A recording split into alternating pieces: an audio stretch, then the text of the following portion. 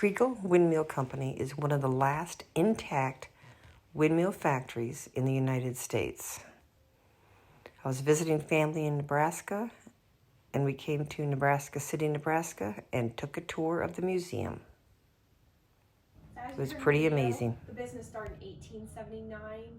Originally, though, they were located across the street where City Hall now stands. Oh. That first location, they actually started off making steel plows, but they almost went bankrupt because the market in the area dried up for it pretty quickly. Gotcha.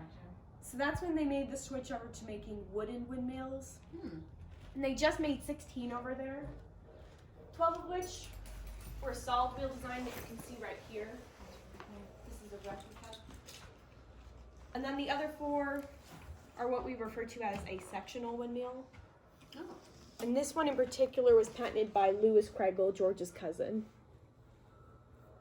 So was that, it didn't flip out at all? It stayed that, like... So it could lay flat like the solid wheel, okay. But more often than not, people had it pulled in like the basket shape. Okay. It makes it a little bit more powerful as a windmill, but they do tend to break down a lot easier because of that. The force. The force, and it has more parts that are just likely to break. Okay. Not a particularly popular style of windmill. Okay.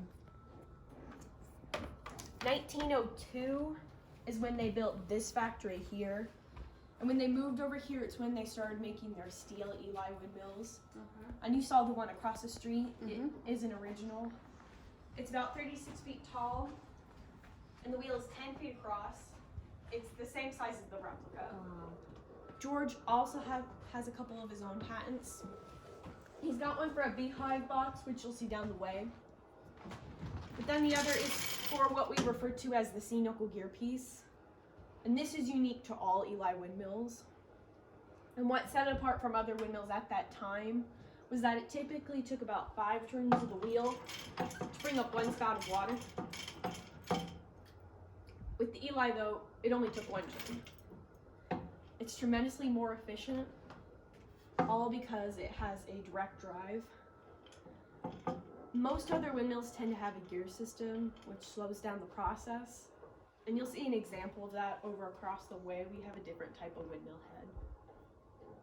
The second thing that really set this apart, though, was that at wind speeds of about 35 miles per hour, which are not uncommon in this area, the head of the windmill would actually collapse into the tail and kick itself out of the wind, fully automatic. The Kregels were the first to pioneer this new technology in windmills. And of course, you know, a windstorm blows through. Is not going to completely mangle the head of your windmill with this system in place. Or you don't have to climb up to the top of the tower to manually shut it off yourself. Oh, wow. There is a clutch in here as well that would eventually release as wind pressure started to go down. Tail would swing out, right itself in the wind, and you could begin immediately pumping your water again. These were branded as self-governing windmills. And they were by far one of the most efficient on the market. Is that a counterbalance? It is. Helps to complete the rotation on the head. These could be on the actual windmill. So right next to the model then is the Kerber Crimper machine. Very self-explanatory name. They used it to curve and crimp the blades of the wheel. Oh, cool. Makes it a lot more rigid and aerodynamic for the wheel, of course. This side right here is where it would curve. And on this end here is where it would crimp. This could be run off of a line shaft system, but the Kregels chose to hand push this because it's pretty light work. But this was also hand built by George Kregel. He ordered the metal parts off of a catalog. And then built the table from lumber he owned. Oh, looks like some reclaimed wood at the front. Yep. He also built the rip saw and the crosscut saw that you'll see down the way. Oh, wow. And they call these kit machines. He's a pretty handy guy. He was very handy. He was also incredibly frugal, and you'll see some examples of that as we go across the way, and I'll try to make sure to point them out to you. and So then stories. how many windmills could they make? 120 windmills, and it would take about 5 to 6 men who typically worked here 1 week to build one. Eldest son was Robert Kregel. He was going to inherit the company, but he didn't like this kind of work. So George gave him some seed money. He opened up his own company, and it was Kregel Bros Automotive, the first car shop here in Nebraska City. Oh wow. George's next child then was Ella Kregel, his only daughter. She worked here in the factory in their office as their bookkeeper. Then there was Art Kregel, you heard in the video, youngest son of George. He took over and ran this place all the way until 1991. Oh wow. Overall, the company ran for 112 years, which is really good when you consider how small they were Yeah. and with how competitive the windmill industry was. So up until 1991, they were still building them right here. Not quite. Okay. So officially, they stopped making their windmills in mass in 1941, and that was because of World War II and steel rationing. They couldn't keep up with the price. And really past that point, there wasn't as large a windmill market for them in this area anymore. Mm-hmm. So they switched over to focusing on service and repairs to both wells and windmills. That's really what kept them going for so long. But in addition to that, they had about 53 other side jobs. The beehive boxes were the second top selling item out of the factory behind the windmills. But they also made stock tanks, which those are the curving patterns on the wall floor. They used those before they had the Kerber Crimper machine. This was an improvement patent process that George filed. It wasn't his original design. He changed about 65% of it to where he could file his own patent. Mm-hmm. Beekeeping is pretty big in this area. That's really cool. If you ever go out towards Auburn or the Peru area, you'll start seeing like bee statues occasionally around. okay. And that's just to kind of commemorate that history of beekeeping. They're really cool. A lot of them are painted and decorated. Oh, fun. So like the Chicago, was it the Yeah, schools around yeah. town or something? And like the trees here in Nebraska City is that same thing. It's I really haven't seen interesting. any of those. I'm just completely oblivious. It is pretty easy to miss them. Okay. What is this contraption? This right here is the line shaft. Okay. This is what powers all the machines inside the factory. And it in turn is powered by 2 electrical motors you'll find in the Skylights. The one on this side, it's easier to see over on this way. It's a 5.5 horsepower. And on the east side, it's a 7.7. This is still fully operational. We can turn it on and all the machines work and run with it still. We just can't show people because it's a really big OSHA fine when we do turn it on. Oh, yeah, I bet. The belts are very likely to snap, Mm. and they have on us in the past. But that's just because, they're well over 100 years old. But it's incredible that it is still operational Yeah. because it's one of 26 left in the world that's almost completely original and one of 13 in the US. Is this a miner? This is an example of the original ladders that they would put on the windmills. Okay. They did eventually switch over to a more traditional ladder though. What's neat?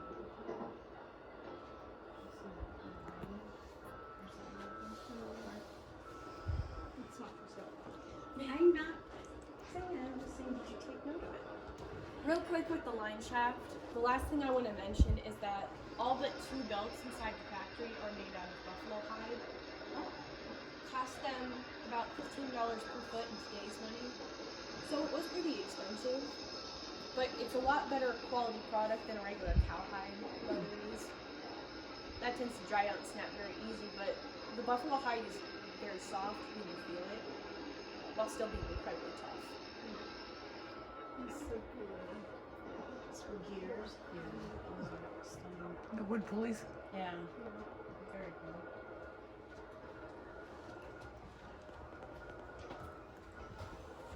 So was the carpet on par? That there is a drum sander, And the carpet that's on it is used to help keep sandpaper in place. Oh. They'd also nail it in place where that thin wooden strip Oh, is. right on here. That would have also been run off of the line shaft. Okay.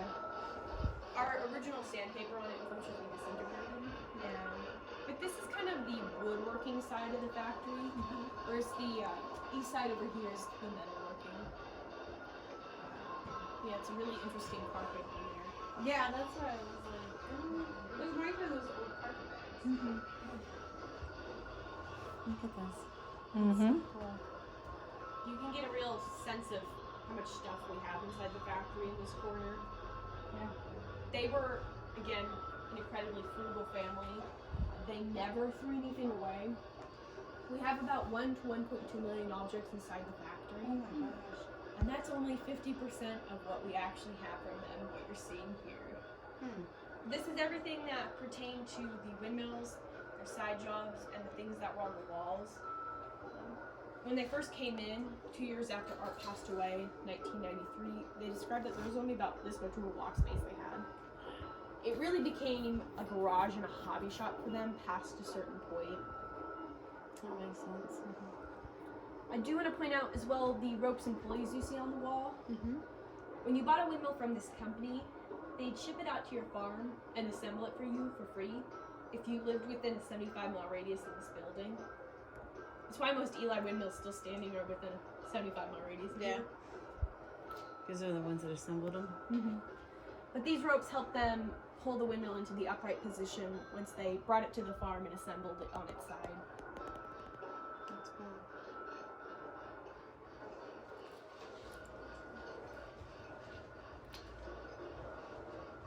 Is that with all this wood around?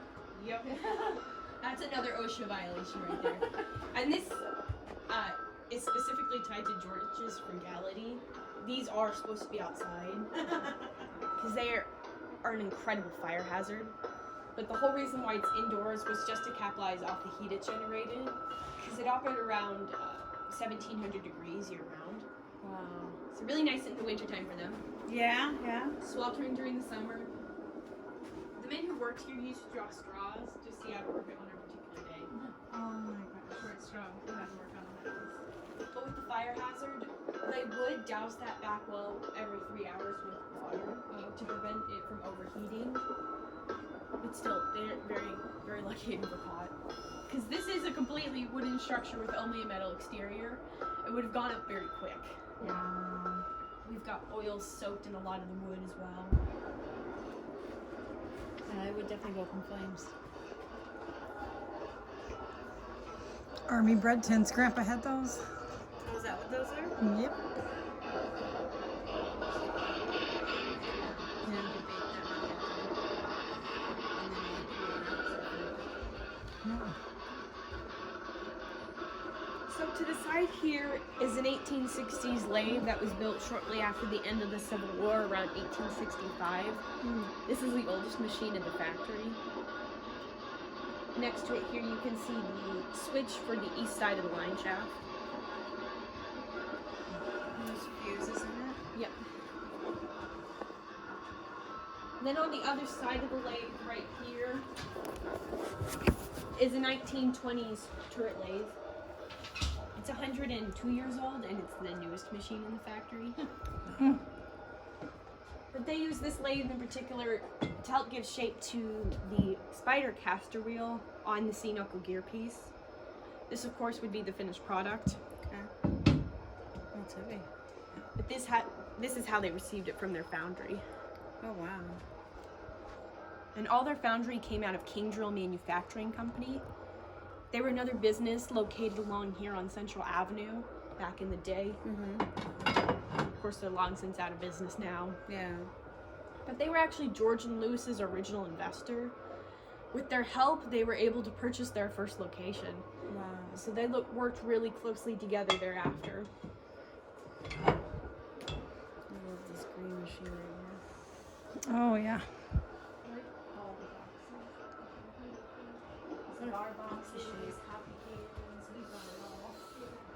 These wooden ones are really beautiful as well.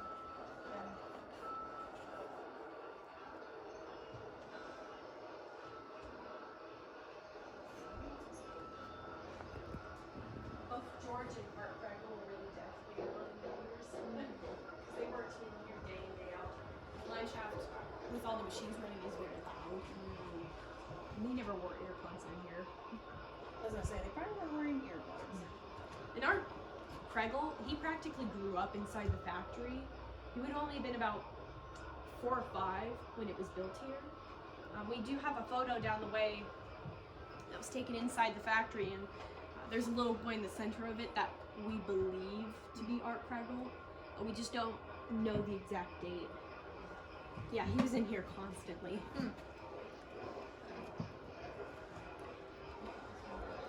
You seen wood stove?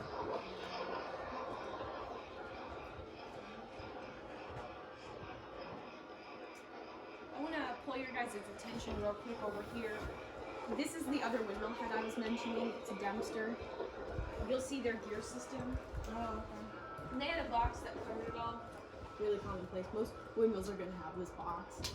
It's called a closed gear system, where ours would be referred to as an open. This is the last thing that Art Kregel worked on before he passed away. It was 1991, and he was 93 years old, and he was still working here. Came in, worked a half day, disassembling the head. Lunchtime rolled around for him, so he closed up the factory, went home to eat lunch with his wife Louise. After lunch, though, he did end up having a massive stroke. He passed 2 weeks later. Because him and his wife Louise married later in life, two of them just never had children. So when it came up with inheritance of the factory, Robert, his brother, did have a daughter. She didn't want to inherit the factory alone. Ella, their sister, never married, never had children, so they actually had to go back through Louis Kregel's line in the family. oh wow. And they came in 2 years, I mentioned 1993.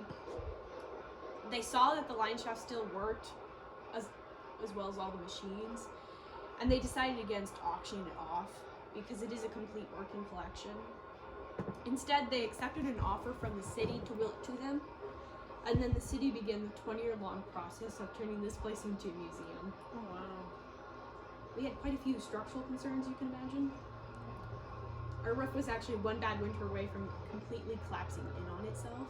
Oh gosh. So they're really lucky they got him when they did.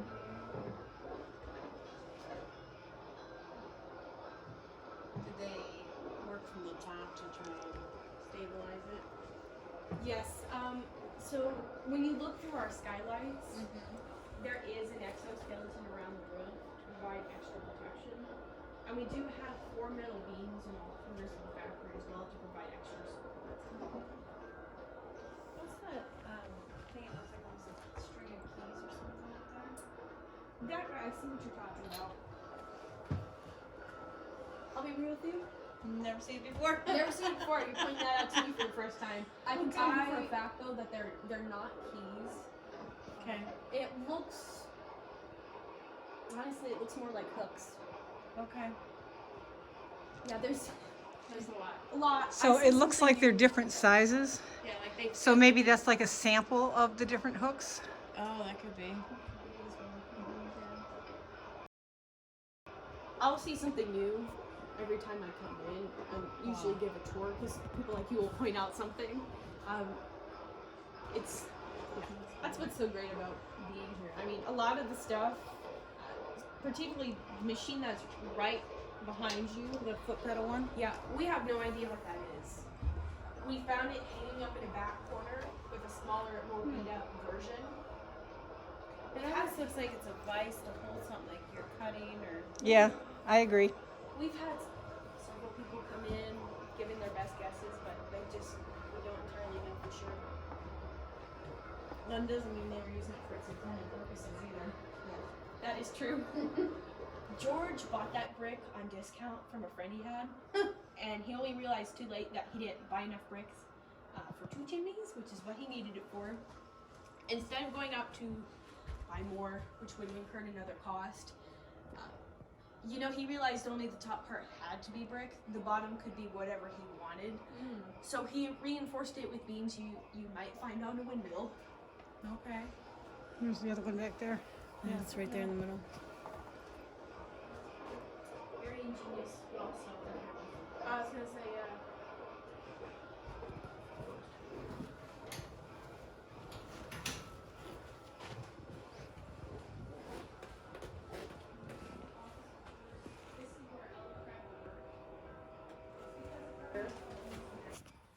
advertisement letter that was written in 1927. It was written on the typewriter behind me by both Ella and Art Kregel together.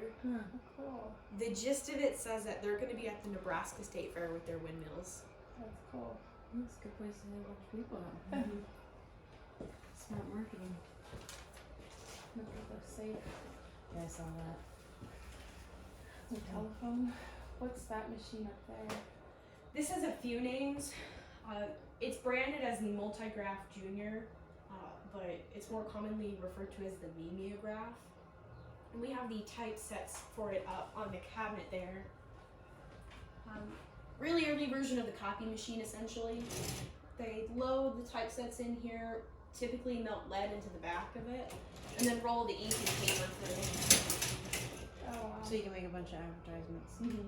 It's pretty tedious to set up, but once it is set up, You could do it's more. it's a lot easier than continuously retyping on the typewriter. So is that what's in there, like the last one that they had loaded, or did you guys load one? That's what last they had loaded. Oh, that's cool. But with the telephones, I just wanted to mention their first phone number was 44. Oh, wow. So the 44th person to have a phone? Pretty much. And then on the windowsill here is a model of the Daisy steel plows that they were first making in their original location. The name of the farm, of the person who owned it, location of the windmill, the date they went out to service it, and then typically how deep the well itself was. Oh, wow. And there are a couple that also comment on the type of soil. Dirty, salty sand. We have around, I want to say 200 of these just strewn throughout the factory. Oh, wow. Okay. You can just let me know if you have any more questions. Okay. Thank you so much. Thank you.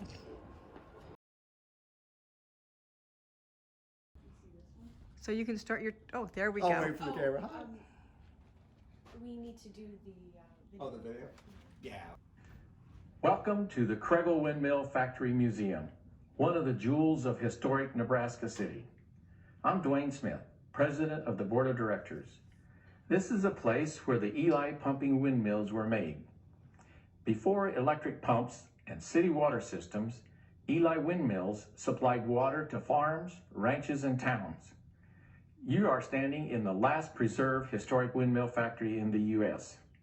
The Kregel story demonstrates how Americans have used ingenuity, hard work, and thrift to live successfully through changing times.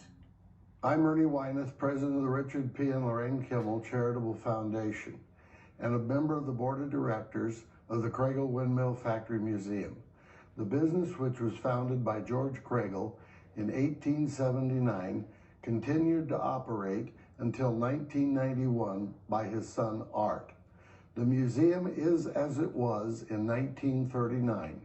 We hope you enjoy your tour.